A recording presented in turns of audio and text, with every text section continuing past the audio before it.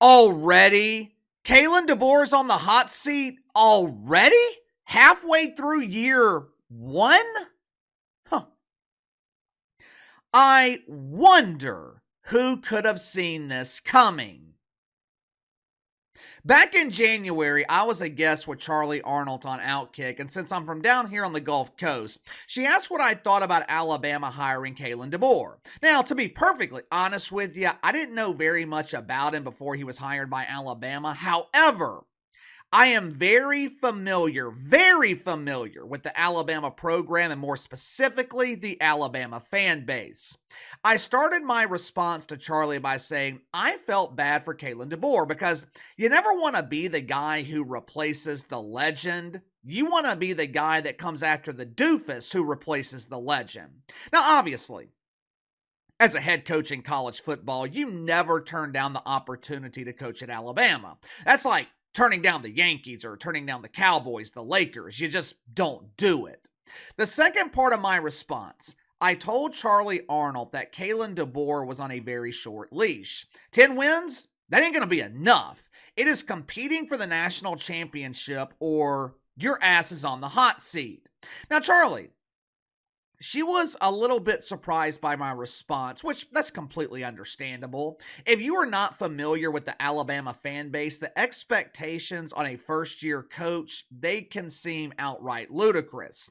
It's one of those things, and I'll borrow some lyrics from the Eminem classic 8 Mile. One of those things that you have to live it to feel it. If you didn't, you just wouldn't get it. Mark my words.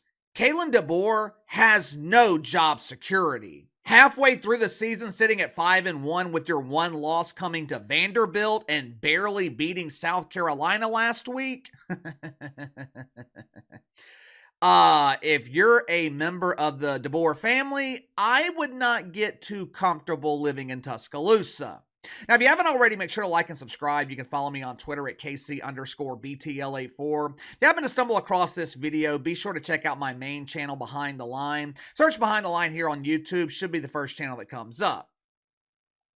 One of the reasons I said Kalen DeBoer doesn't want to be the guy who replaces Nick Saban, it's because of exactly what has been happening to him throughout the season. As long as you're winning and you're beating teams like South Carolina in convincing fashion, yeah, it's not enough just to win. You got to dominate.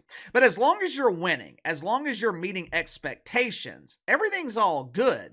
You can walk on water. Alabama fans, they will worship at your statue on Saturday mornings.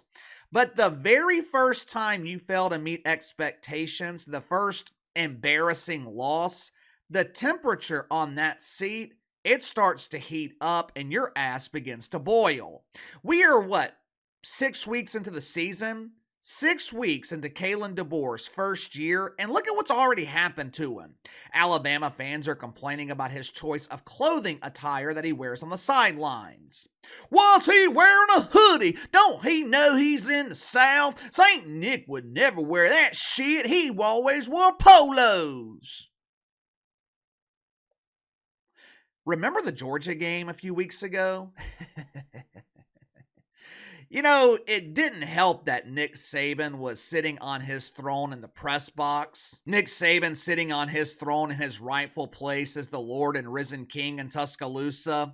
Their game against Georgia, Alabama builds a big lead early. Nick Saban, he is seen in the press box looking completely pissed off. Alabama's up 21, maybe even 28 points. I can't remember. But when Nick Saban is interviewed by ABC at halftime, he warns that the game is far from over. Saban was not happy with their performance. Georgia ends up coming back. Alabama barely wins the game. But what happens this past weekend? Memes start circulating on social media showing Kalen DeBoer smiling like Jackie Mahomes in a room full of supersized cucumbers, while Nick Saban is looking pissed off in a game a few years ago where Alabama's leading by 28 points late in the fourth quarter. To put it mildly, Kalen DeBoer, he's not a popular man right now in Alabama. Now, I see some in the media claiming, well, he has plenty of job security. He has an 8-year contract worth almost $90 million.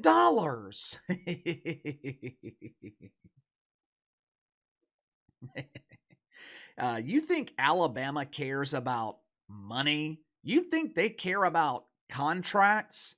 Let me tell you what they care about. Championships. Now, that doesn't mean you have to win one every year, but you better damn well be in contention.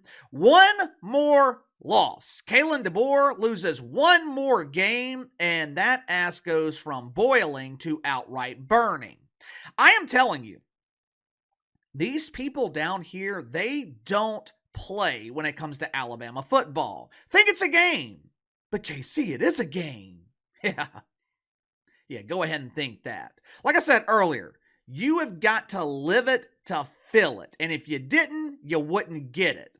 There is pressure to win at other college football programs. There's pressure to win at LSU, Florida, pressure to win at Ohio State. There's pressure to win at USC, Oklahoma. There's pressure to win at every major program in the country. But believe me when I say this, nothing compares to Alabama.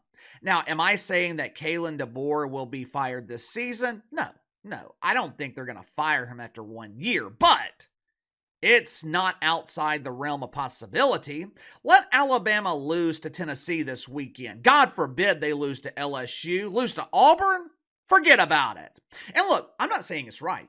I'm not saying these expectations are realistic. It's damn near impossible to follow in the footsteps of a legendary coach like Nick Saban, especially when it feels like that legendary coach is still part of the program. Feels like Nick Saban is just waiting in the shadows. I'm not saying the expectations with Kalen DeBoer are logical, but it's reality. 12-0. That is the expectation every season. 11-1, that's okay. You'll be forgiven for one loss, but 2 losses? 3? Not competing for the national championship? That dog won't hunt. Give me your thoughts on this, though. Is Kalen DeBoer's job in jeopardy already? Is there a scenario where Alabama fires him at the end of this season? Like I said, I don't think he's going to be fired this year, but at the same time, I would not be surprised if it happened. You tell me. Sound off in the comments below. I'll see you guys on the main channel.